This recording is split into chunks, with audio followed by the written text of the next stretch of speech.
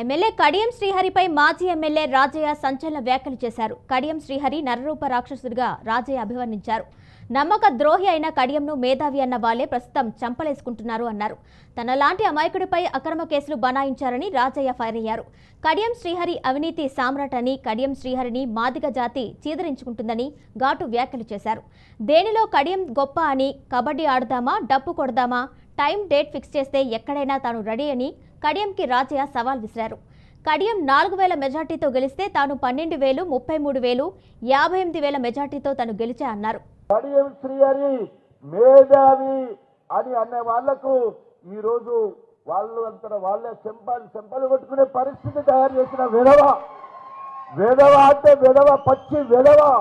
నాలాంటి అమాయకుని పట్టుకొని అనేక అక్రమ కేసులు పెట్టించి నీతి నీతి నీతి అని మాట్లాడతాడు.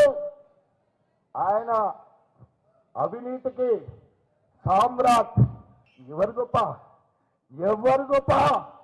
దేశపడి వెళ్దాం, కబడ్డీ ఆడదామా, డబ్బు కొడదామా, given subject, given place, given time, I'm ready to fight to you it anywhere సరివేర్. ఎక్కడరా నువ్వు నాతో పోటుకొచ్చింది?